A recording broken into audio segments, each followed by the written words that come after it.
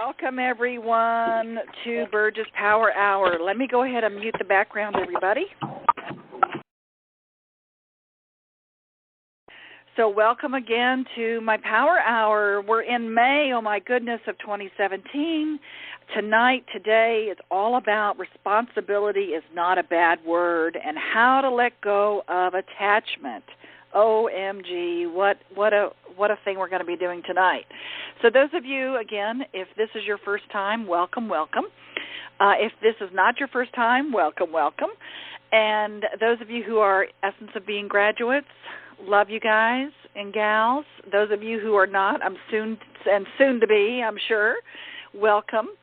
And again, just so that you know, if you hit *6, you should be able to come in and talk to me because we're very experiential with these power calls. And as usual, I will usually give you some information, and then you're going to do some experiential work around it, and you unmute yourself, and you can share a couple of things, so you get ready to share some things if you choose to. And then I will give you a lot more information and some tools to use for the rest of the month. We're going into our summertime here in the Northern Hemisphere.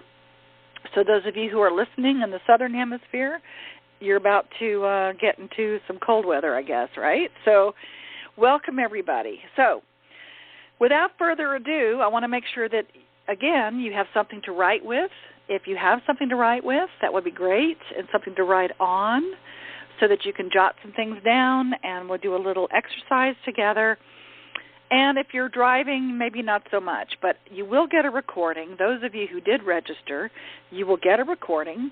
And if you didn't register, please let me know that you want the recording. So it's Burge at essenceofbeing.com. And, of course, the website is essenceofbeing.com and burgesmithlyons.com. So Burge is B-U-R-G-E, just in case you didn't remember or didn't know. Okay. So responsibility, what the heck is that?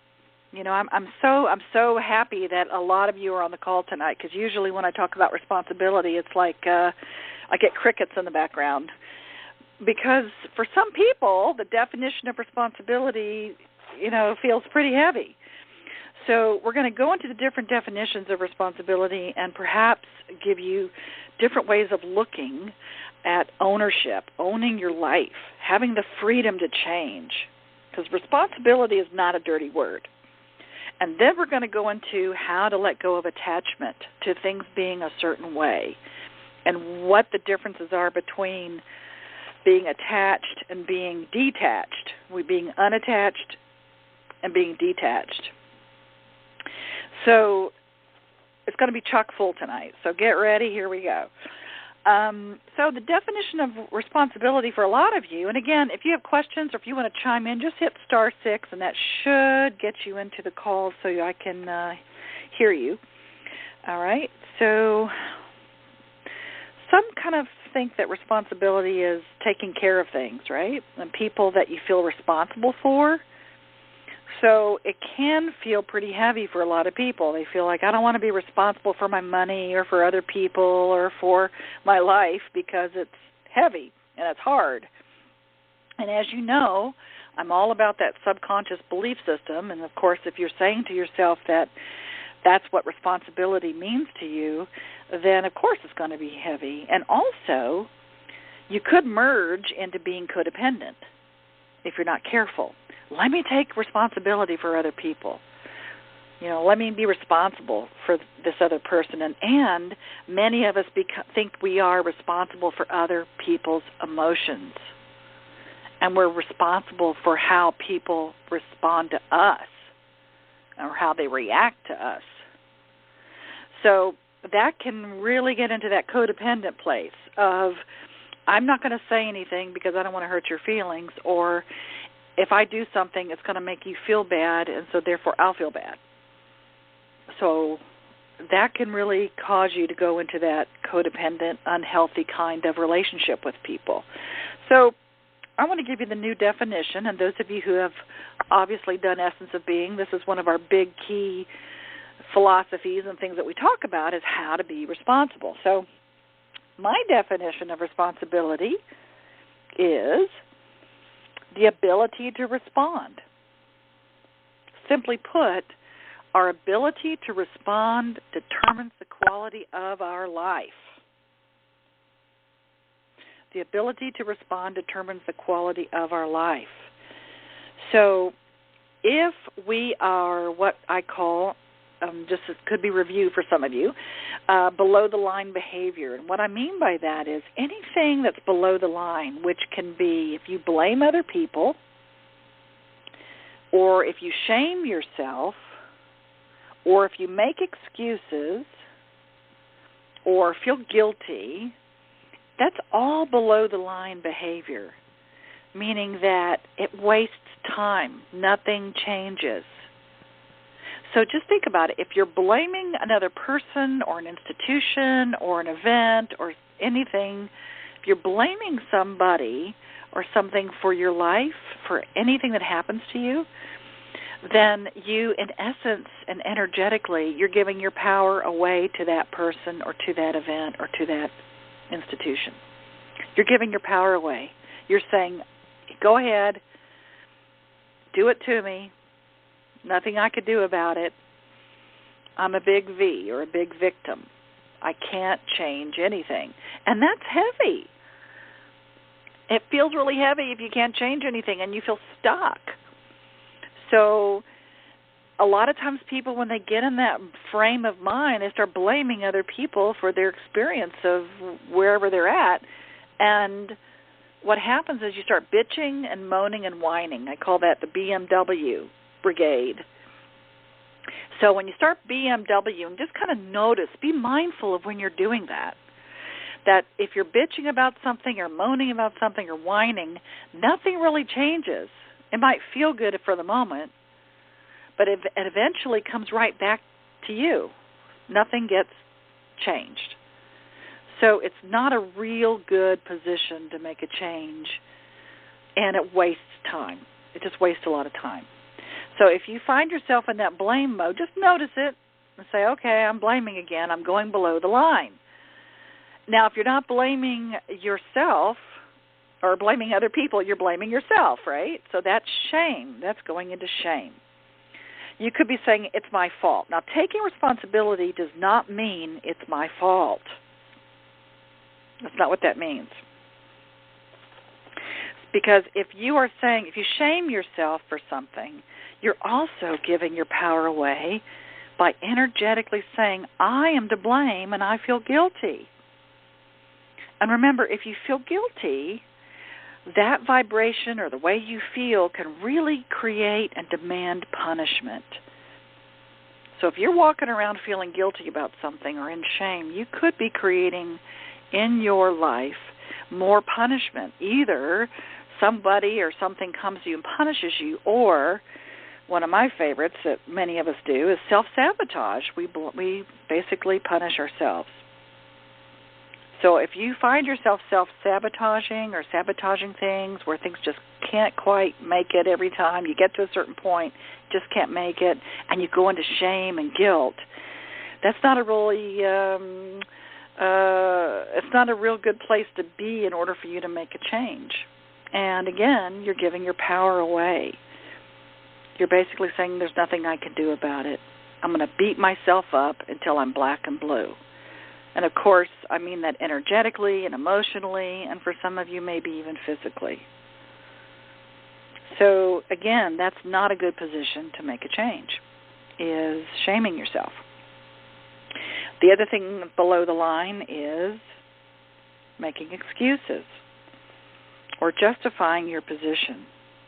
People become very righteous about their positions to prove that they're right, even though they know it's not working for them.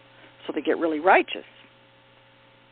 So if you are justifying or making excuses, you might be saying, hey, they always do that kind of thing, and I have the right to retaliate. So I'm making an excuse. They always do that. Or this always happens to me, so I'm going to make an excuse and say it's, not my fault. So again, when we say responsibility, it's not saying it's my fault. That implies that there's some type of shame involved or guilt involved. So you can rise above the line, go above the line, and say, you know what? My ability to respond to that person or that particular situation really can determine how I can change things or not. It's basically taking ownership.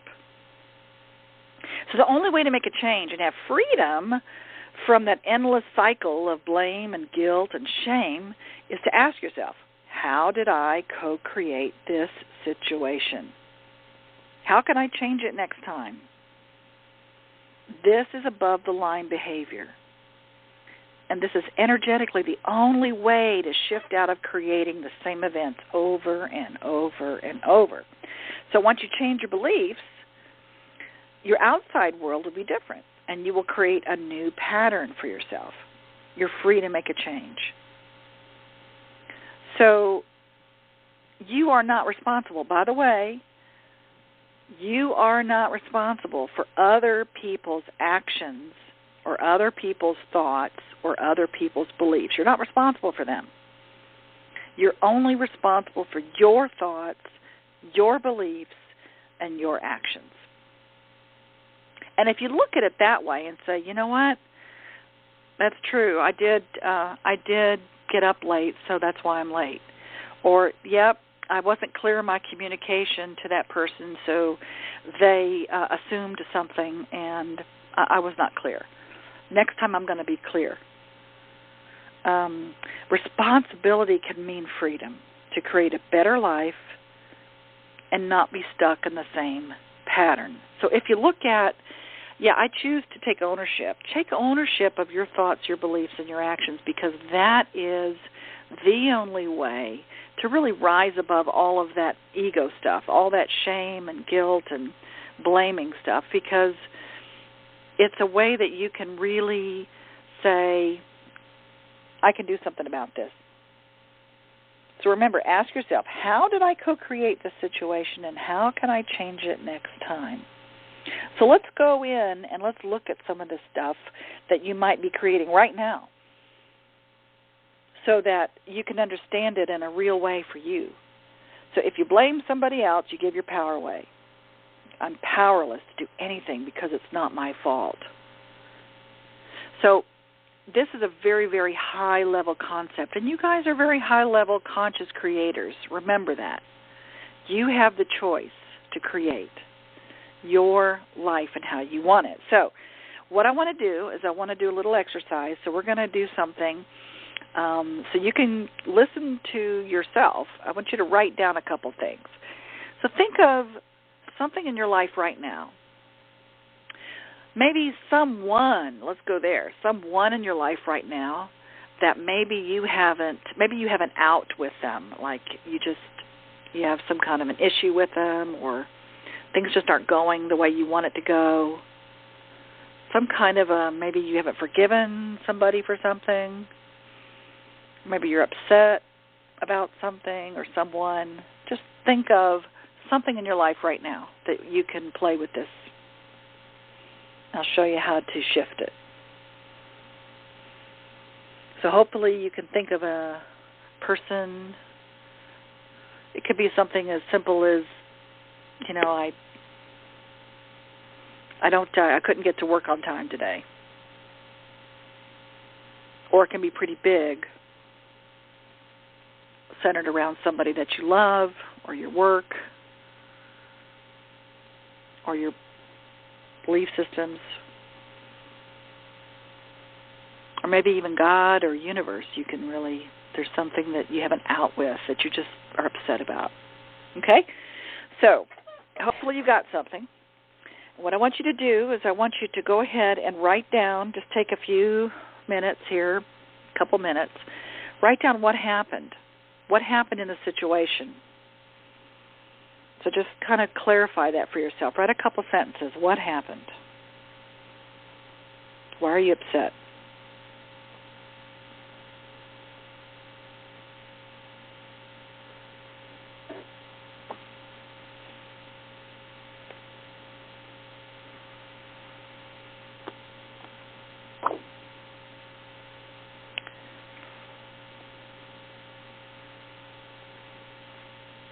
And if you're driving or if you don't have anything to write with, just think about it.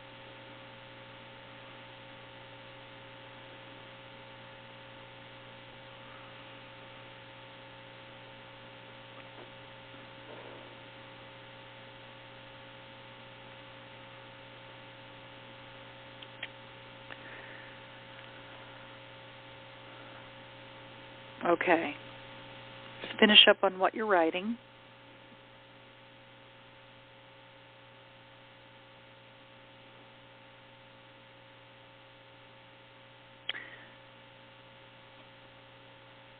Okay, so then I want you to write down who wronged you. Who wronged you?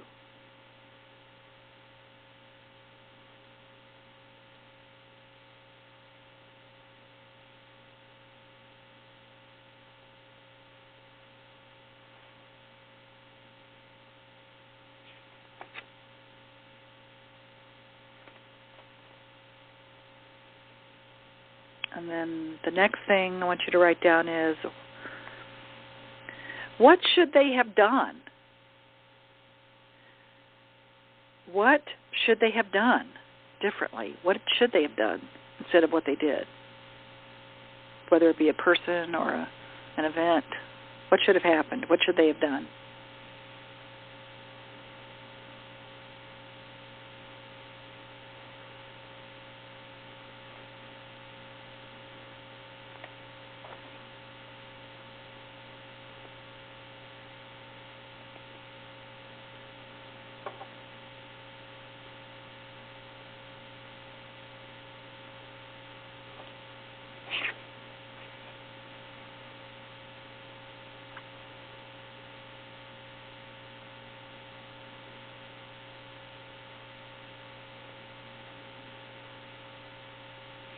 And then finish up on the one you're on.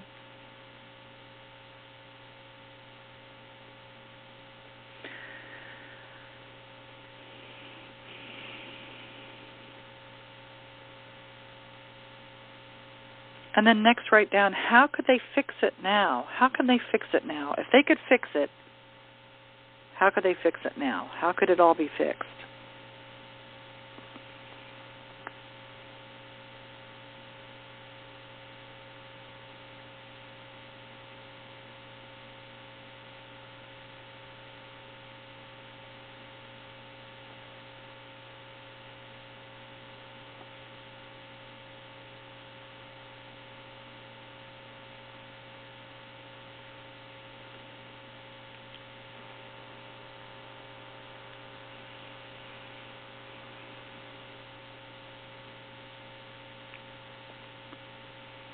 And then finish up on what you're writing.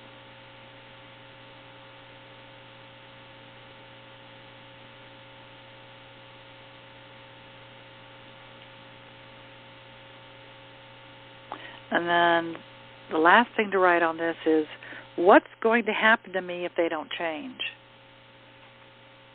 What's going to happen to me if the situation doesn't change or if they don't change?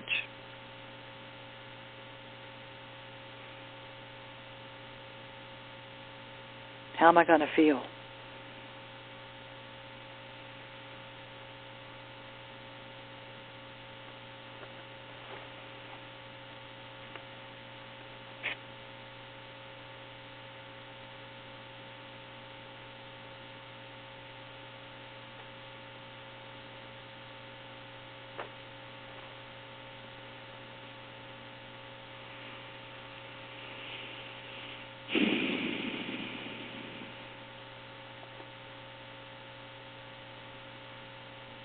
Okay, finish up on that one.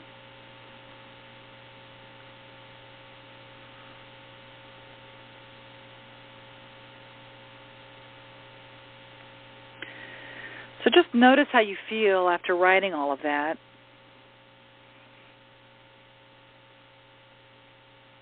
Just be mindful of if that's heavy or light, or you feel better or you don't.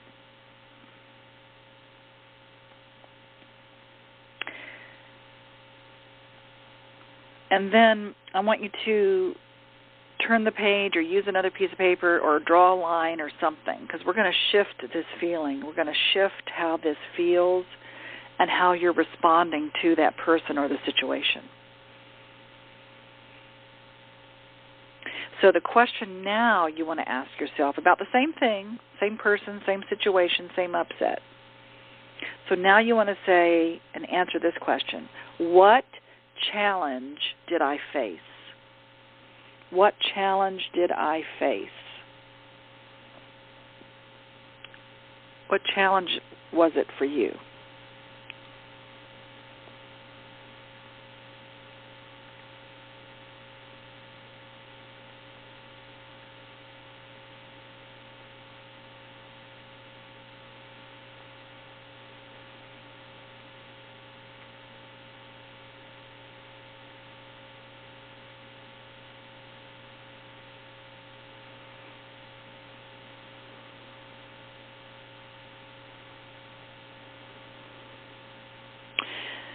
And then write down, the next thing would be, how did I choose to respond? How did I choose to respond? How did you respond to the situation, to the person?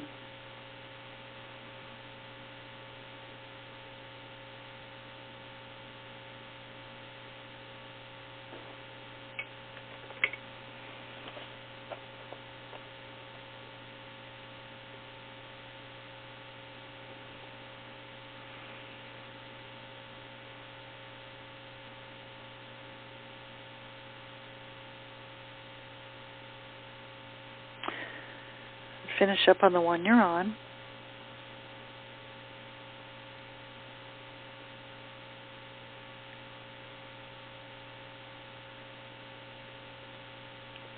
And the next thing to write down is, what were the consequences of that?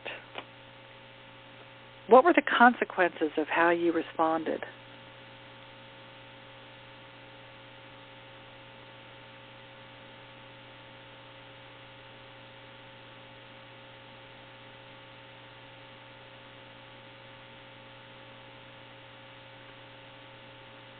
Action and reaction, right?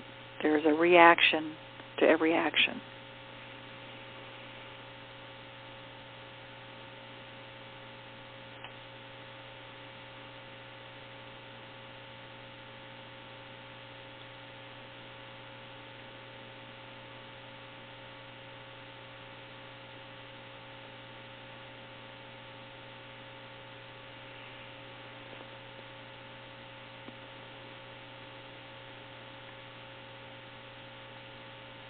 And then finish up on what you're on. And answer this: could I do something now to improve the situation? Could I do something now to improve the situation or how I feel? Could I do something now to improve the situation or how I feel?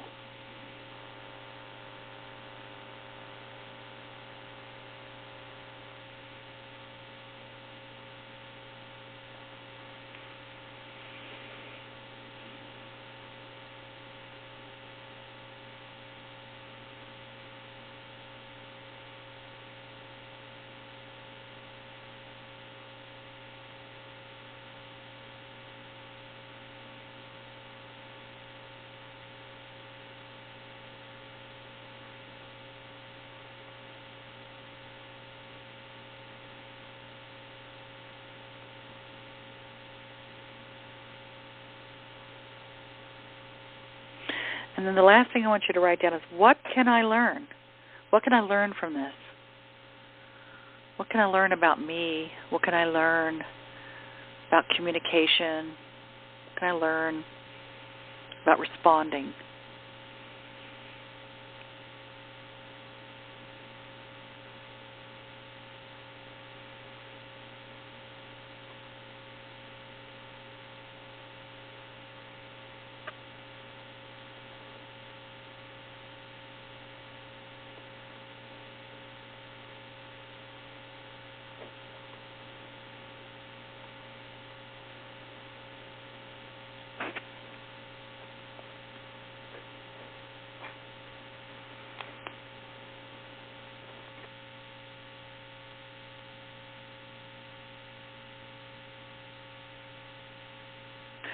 So just notice now how you feel. How does this feel when you write down these questions? Is it empowering? Is it lighter? Is it a different feeling? Does it allow you to look at things maybe in a different way? And does anybody want to share anything? You can hit *6 if you want to share the difference or how you feel about either one. Hi, Burge. It's Jean-Marc. Hi, Jean-Marc. Yes. Hi, how are you? I'm good. I'm Mr. New York. Yes. So I felt a big difference in the second part. I thought it was expansive when I was asking the questions. The latter questions, that it opened me up to different possibilities. Perfect. So basically, yeah. It opened up your filters. In other words, you weren't totally focused on it. What's not working? It opened up perhaps another way of looking at things. Yeah, exactly. And it also got me out of my own head or how I feel or how I was hurt. It was more about, well, what can I do to change this? How can we improve this? Those were empowering, and as I thought about it, it actually got me thinking about, oh, I could do this, I could do that. Perfect. Yay! Perfect. That's exactly it, right? That's perfect. So that's it. I mean, the first card, you guys, is about being the victim or being below the line behavior. It's an exact experience of what it feels like to blame, shame, justify, feel guilty, whatever that is. So that is your victim card. So the other side, the second set of things you wrote down, is what I call that responsibility card. In other words, those are the things you can ask yourself when something happens and you co-create that. You can ask yourself, what challenge did I face? How did I choose to respond? Or how can I respond instead of react? Many of us react. What were the consequences, and how can I improve them? What can I do right now that can improve the situation, and what can I learn from this? So it is a lighter feeling, right? Oh, definitely. Yeah. Yeah, perfect. Thank you, hon. I appreciate that. Awesome. Who else My would pleasure. like to Thank share? you. You're welcome. Anybody else want to share? Just hit *6 and you can share something if you choose to.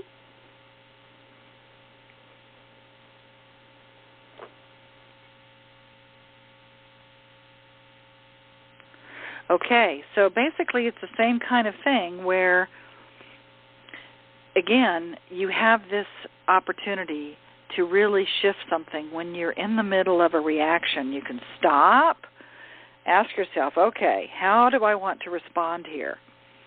How do I want to take ownership of this? So it's a co-creation. That's the piece that a lot of people forget. It's a co-creation. You're co-creating the experience together. It's a dance. So do you want to step on each other's feet, or do you want to just glide around and Tai Chi your way through things so that you can be in the flow of how it goes as opposed to resisting it or pushing against it? Because when you push against something in your life, of course, what you resist persists. When you push against it, it continues and doesn't feel so good. It also makes you off-center. If you allow your space to, as Jean-Marc said, just to express yourself, to open yourself up, to expand, then it allows other possibilities to come in. So trust and allow, and don't ask how. One of my favorites of our workshop, Essence of Being. So again, this is an opportunity for you to use this every time something comes up. You can pull out these questions for yourself and just say, what challenge am I facing? How do I choose to respond? What are the consequences of my response? Can I do something now to improve it? And what can I learn? So it basically raises you above, you rise up above the line, is what I call it, above the line behavior. Respond versus react. Now, how does this affect you when you're attached? Because the second part of this tonight was going to be, responsibility is not a dirty word, how to let go of attachment. So many of us get really attached to things. We want it to be a certain way, a certain person, a certain time, a certain amount. And, we've heard, or maybe we've even said things like, I'm so attached to him, or we're attached at the hip. I mean, what does that mean? So we aren't actually attached to someone's hip, but it suggests some kind of a metaphorical symbiotic relationship where we can't survive without the other. In that particular case, not in the physical sense, but that without the other, we are not whole. So that could come up. Sometimes we get really attached to a person. And some wear this attachment to another like a badge of honor because it can make us feel wanted or validated or worthy of love. But I'm going to challenge you guys, challenge all of us to see that this type of attachment is actually not founded in the true essence of love, and in fact, it has the potential to cause great suffering. Did someone want to say something? You hit a *6. Was there somebody that wanted to say something there? It was me, Sabrina. Hi, Sabrina. How are you? I'm good. I was, there's been some challenges in the past days, and especially today. And one of the things I've learned is to see myself in the other, to see myself in what I'm judging about the other person, because I've always find that how I am being is what I'm seeing. And the other way. And it's been really, really interesting to see that, because it has given me a lot of a sense of responsibility over what happens in my life, really. And also a way to always choose how to be, and look for other ways of being, and that is really interesting. So thanks. That's perfect, Sabrina. No, thank you, because I've said all along we are all mirrors for each other, and so oftentimes when we focus on things and we judge other people for certain things, sometimes that it is a mirror for us to look at, because it's really hard to look at ourselves sometimes and say, I don't like that about myself. So what we do is we project things that we may not like about ourselves, or things that just bug us or trigger us, onto another person, so we can look at it and go, yeah, I don't like that. And so if you look at it from the point of view of, okay, if that keeps showing up in my life with every single person, or, if I start seeing a pattern that this seems to happen, then, of course, who's the common denominator, right? We are. Yeah.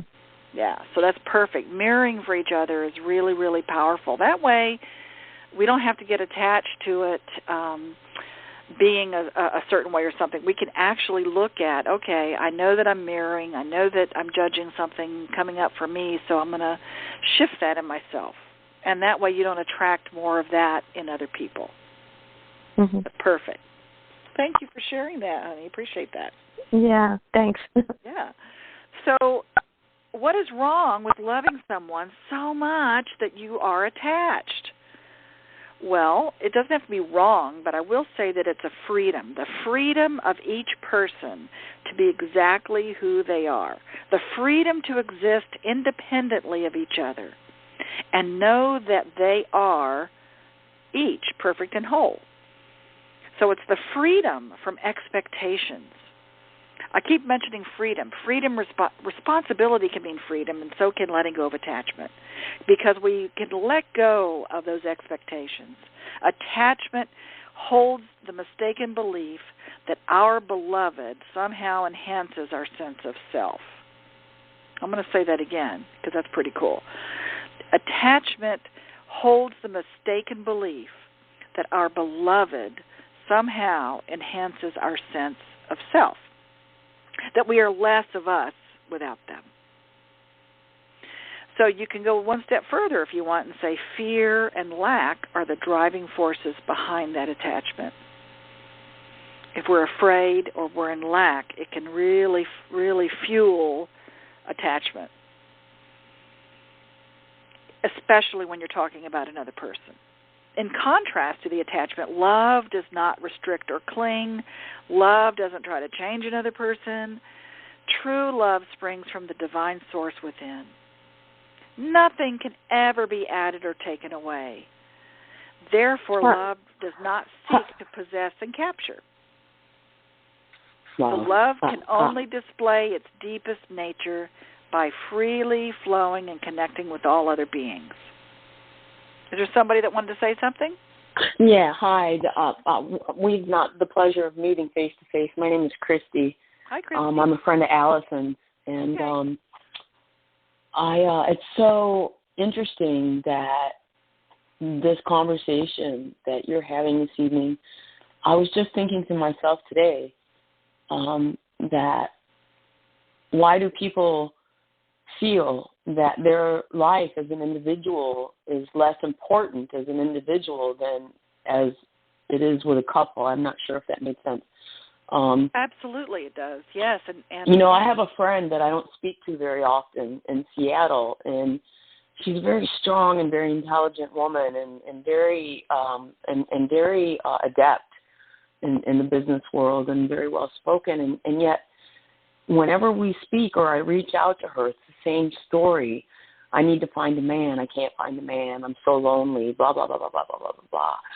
And, I feel, and it's to the point where it's like, why do I even speak to you? Like, I called her when I was dealing with a cancer situation, and I just needed a friend, and I needed somebody that I could cry with. And all I heard was the lament about my life is not complete without a mate. And I said, but your life is complete if you choose for it to be complete. Christine, that's a very, very powerful statement, hon, that you're saying, because there is a sense for many of us that we go outside of ourselves to say, please love me, please show me that I'm lovable. If you prove to me that I'm lovable by loving me or being with me, then I'll feel complete. But see, it's totally the opposite the way around. Once you feel complete within yourself, in other words, you bring in your own connection, you bring in your own love for yourself, then what happens is you can expand that with another person, but you're not asking that other person to love you enough to prove that you're lovable. And so many of us go outside of ourselves to validate, right? Right. I signed up to share this. Thank you, first of all, for your powerful message. But, I've been in hard waters the last couple of days, and, I love my friends deeply and dearly. But the thing is that, I've been for a couple of days just feeling so unloved and so unappreciated, but I realize that it's because not for a lack of love from others, but not giving me my love and my my energy to my greatness. That's right, honey. So it's your turn. It's your turn to fill yourself up with that connection. Are you in Florida? I am, yes. Yes, are you in the Fort Lauderdale area? Because I will. I live in Naples now. Okay, well, I'll be in Fort Lauderdale May 19th, just so everybody knows. I'm doing a free preview down there for the Essence of Being. I'll be down there in that area in Fort Lauderdale May 19th, and also June 20th I'll be there. So, but you can call me anytime. We can do private sessions, but I'd love to have you come experience the Essence of Being, obviously. I would love to experience it. I'm a chef, and my time is very tenuous, but I'm having neck surgery June 22nd, and I hope during my recovery time that I can enroll and July 14th through the 16th is the next one in Fort Lauderdale, everybody. July 14th. That's going to be the one. Yeah. So it sounds to me like you just need some TLC right now, and it's your turn, honey. It's your turn. Yeah. So if you want to call me and we can do a private session, I'll be happy to support you in that. Okay. That would be lovely. But Thank you so much. You're welcome. And all you have to do is just email me Burge at essenceofbeing.com, or you can just go online and you can see private sessions and we can work together. So that's, thank you for sharing that, because so many of us do. We look outside of ourselves, and sometimes all we need sometimes is just a hug and just say, it's going to be okay. And also that, a lot of times we project our own pain and fears onto other people, and it brings it up for them. It's uncomfortable. Yeah. So all I would say to you, hon, is that you are loved, and it's your turn. It's your turn to bring in the connection and the love that you desire, that you choose, and that you are worthy to have, and you deserve it. Thank you. You're welcome. May I jump in here? Can you hear me? Sure. Yes. Hi. I'd like to follow up to this lovely lady's comment. Firstly, and I think sometimes it takes us a while to realize this, we can never expect another person to be responsible for our happiness. I think a lot of people go into relationships thinking that the other person is going to make things right, that the whole world is going to become like a bowl full of cherries. And I think we learn eventually as we get older and hopefully are lucky to find somebody in our lives that happiness begins with us. That's perfect. And it is unfair to expect somebody else to provide us with happiness. But following up to what this lovely lady was talking about, toxic people. And I recently, about 2 years ago, became acquainted with somebody through another friend of mine who's a very, very close friend. And this new acquaintance is just a very negative, unhappy, just a very, very difficult person to be around. Everything's bad. It's everybody else's fault, jealousy, all that sort of thing. And I would help her out if she got in a spot, but I have just basically cut the umbilical cord because I can't have anybody bring me down. Perfect. So sounds like this friend may be a little bit like that, not thinking of your needs right now, but I've dealt with a lot of family health situations over the years, lost family members and what have you. But one thing I'd like to mention is that as you have this surgery, whatever, remember there's a lot of support groups out there where you just might find just super new people to become reacquainted with or to become acquainted with that you can really connect with and you understand each other's, issues that you're dealing with. Because I don't think unless somebody has the same disease, has the same situation that, somebody with health issues is going through, maybe the friend out in Seattle is not intending to be selfish, but she's not getting it. Perfect. So take advantage of other resources out there. Thank you for sharing that. And just so everyone knows that when you take Essence of Being or any of our programs, our workshops around the world, you are part of our Healing Forest community is what we call it, the Healing Forest. So there are people of like mind around the world that are supportive of sharing with you what the real truth is about you and holding you accountable, but also just sometimes just holding you and just saying it's going to be okay. And the whole concept that we're talking about at this moment is a little off topic, but it's important to share, is the orbiting in love. And that's one of my power calls that I did recently about how to orbit in love instead of fall in and out of love.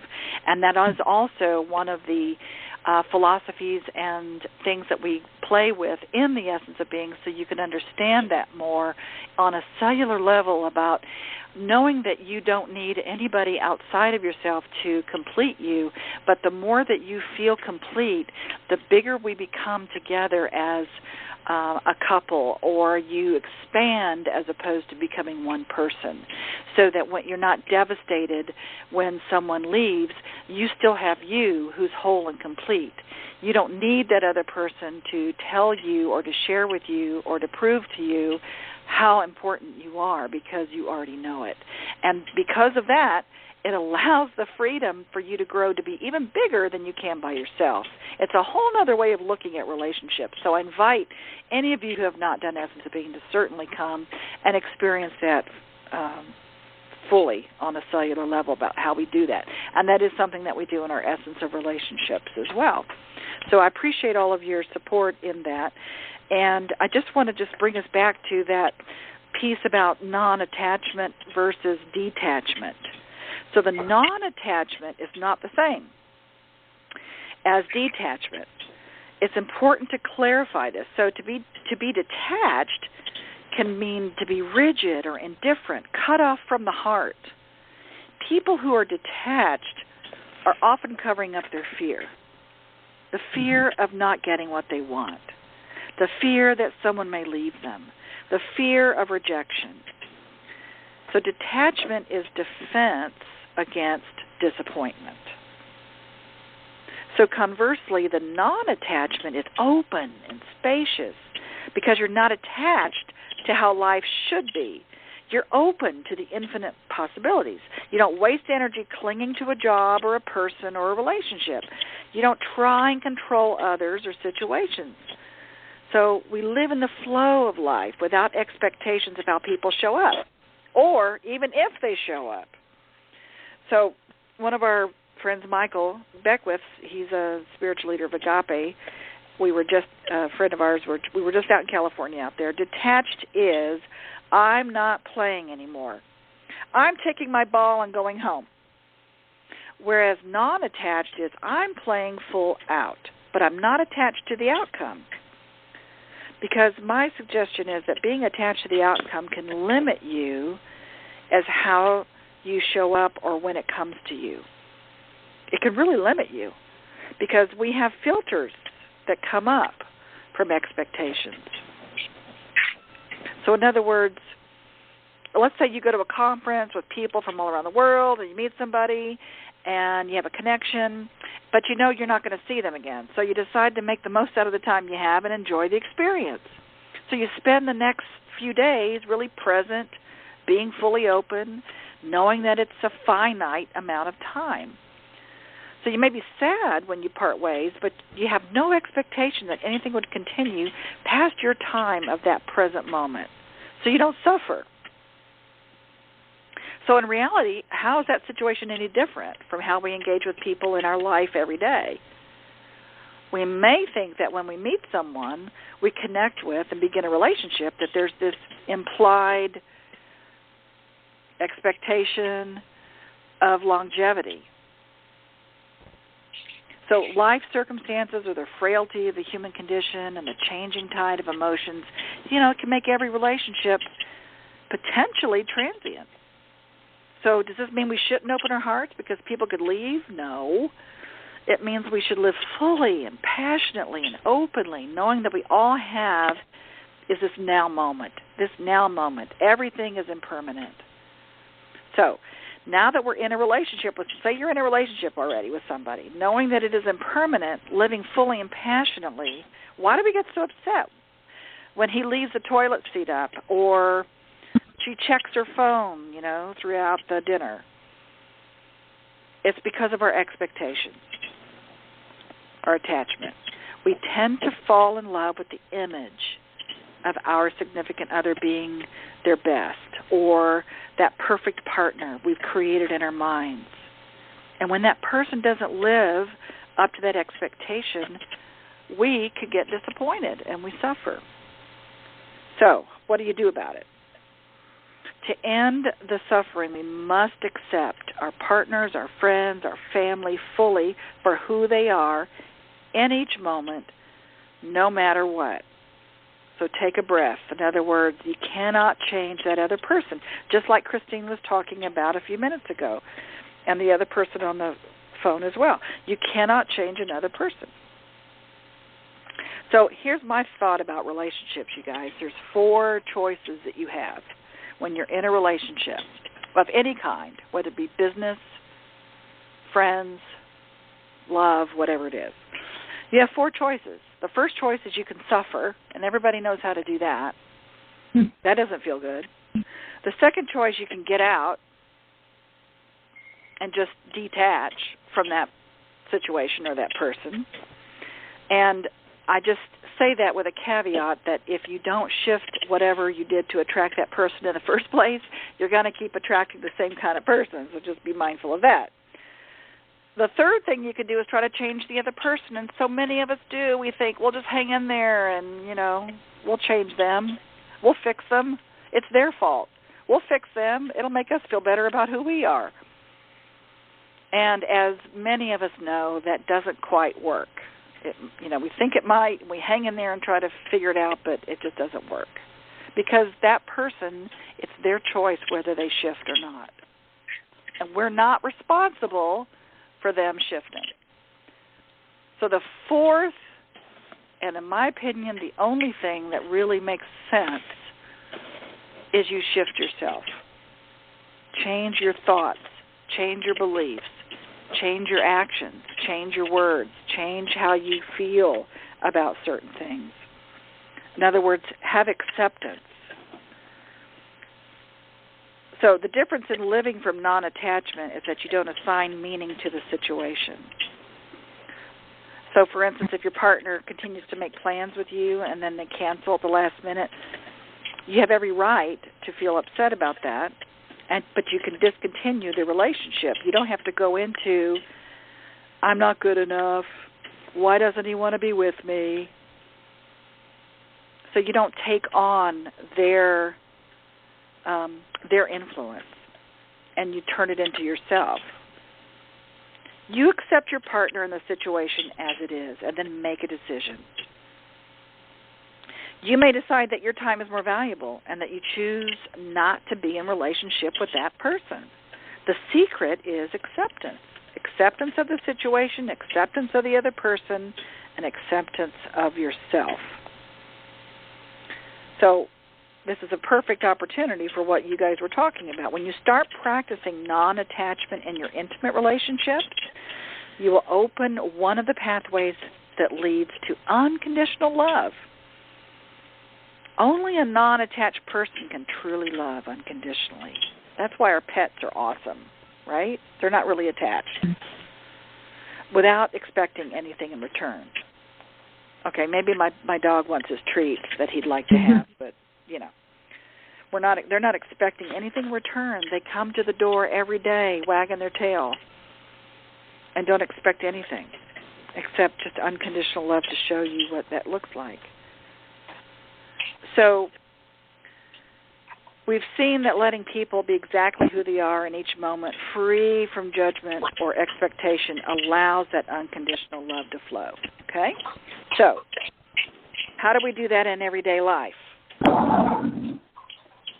So first and foremost, our non-attachment is a state of mind. So new attachment will always threaten to form. So non-attachment must be a mindset. It's about living in a way that goes with the natural flow of things and respect the impermanence of all life.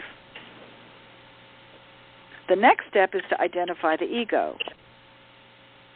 Now, the ego, built through years of conditioning, is what convinces us that we're separate. We're a separate entity, disconnected from all other living and non-living things. It's an image that we have of ourselves, our perception. But it isn't really who we are. Non-attachment is ultimately about realizing the truth of ourselves.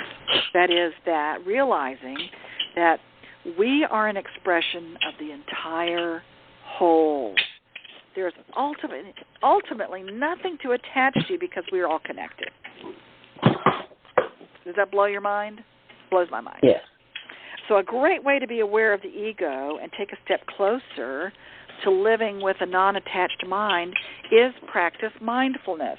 So here's the tool for tonight, is as you travel throughout the day, be mindful of everything you're doing, whether it's working, writing, or eating. So, for example, just try that. If you're eating a sandwich, think about how the bread feels and it crunches in your mouth, the smell of the bread. Be mindful of each bite. If your partner calls you, actively listen to that partner, to that business partner. Try not to think ahead of what he or she might say or how you're going to answer. Just be mindful. Be fully present in each moment. Observe yourself doing it, okay? So be open to whatever comes up for you. Be mindful that you're not asleep to your own thoughts and your own feelings. And another tool to use is radical acceptance. So So radical acceptance allows you to accept both the joys and the sorrows of life with the same energy. Our depth of our sorrows are totally correlated to the height of our joy. By accepting every situation exactly as it is, you're free from the longing of holding on to a joy and the tension of trying to release a sorrow.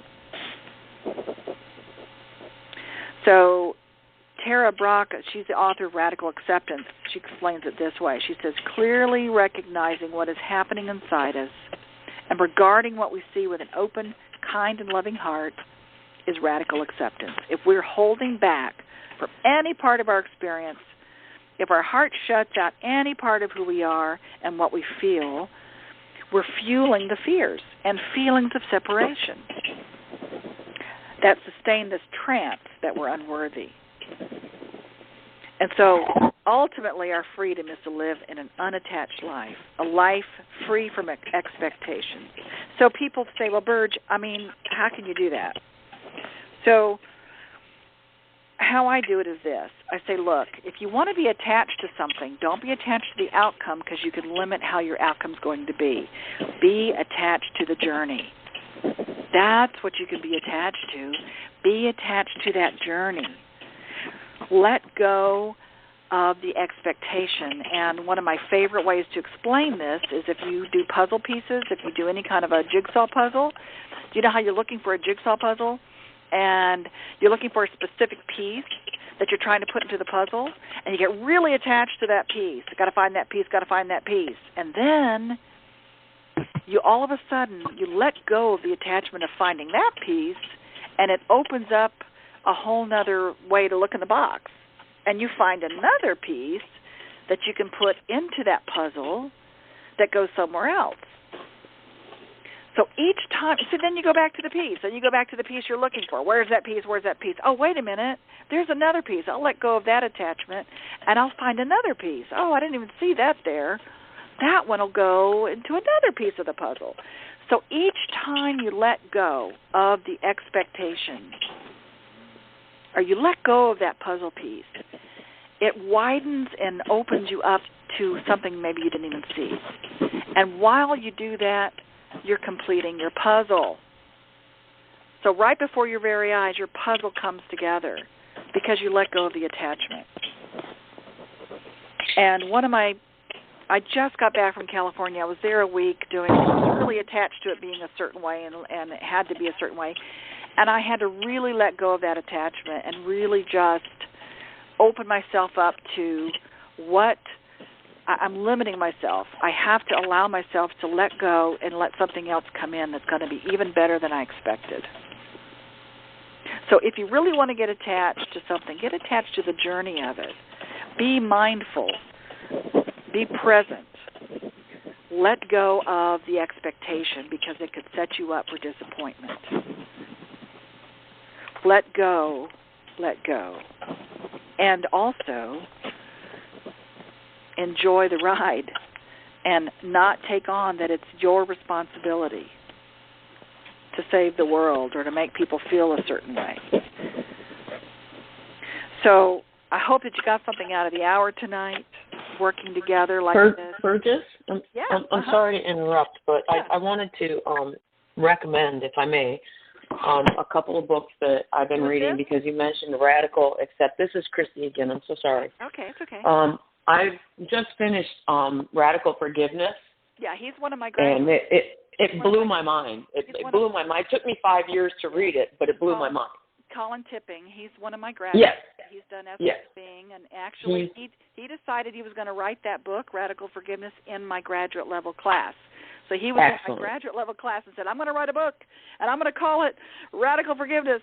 And so we worked together with him for years on really coming through all these forgiveness things. So it's very powerful. Excellent. Yeah. Mm-hmm. Now I'm reading Eckhart Tolle's A New Earth and Radical Self-Forgiveness, and it's just blowing my mind. So I just wanted to say that a lot of what you spoke of tonight is things that I've been practicing for years, and I'm just kind of off my path.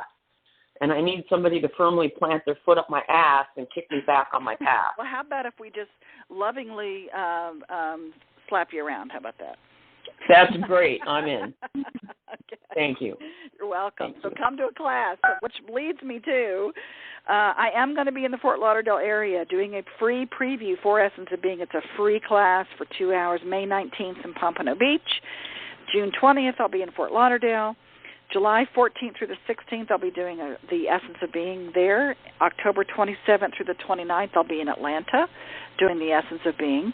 And I have a lot of graduate level classes going on throughout the year. So those are the main classes that I do, the Essence of Being, which are the flagship courses. But I'll be doing others. It's just also we'll be in Tallahassee at the end of July is the plan.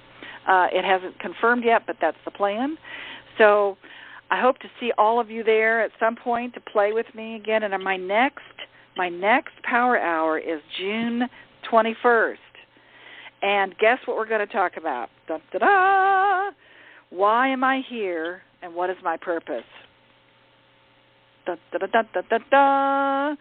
So that's going to be our next Power Hour. And again, please go on essenceofbeing.com, check our schedule of events coming near you, and we can play together. So hopefully this was helpful to all of you, and I look forward to playing. So I'm going to unmute everybody so we can all say so long, and so I can hear your Bert, voice. is it possible to take a question? Sure. No? I've got 1 minute, yeah. Bert, this is Sharon. I just wanted to find out how you suggest that we let go of situations that involve somebody who's in the process of dying. Oh, perfect. Thank you. And Yes. serious Yes. illness that needs I'm a very major care. Yes, there are many things we can do in order to do that. And first of all, you love that person and you ask that person either on a nonverbal way or a verbal way, and just say, "I lovingly allow you to do what you need to do. You know, this is your choice." And so there's a lot of different ways to let go of that, and I have a lot of wonderful ceremony. And again, if you want to email me, burge@essenceofbeing.com, certainly I'll be happy to support you in that with the different ways of doing that. But I have been very fortunate to be at a lot of people passing through the veil, and I've also been at people's births. And I'm a doula, so I do the birth and the death at the same time. Not the same time, but the same energy is really powerful. So it is a powerful position to be in. So I would just say, overall, love yourself, love that person, and know that they're making a choice that's best and the highest good for all concerned.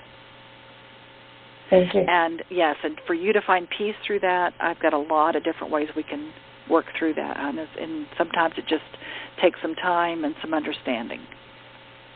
Okay. Does that help? Yes, thank you. You're welcome. And please email me, because I've got a great ceremony for you that I think will support you through this in a very real way, okay? Okay. Thank you for asking. So, again, I'm going to unmute everybody so we can say so long here before we turn off the recording. So.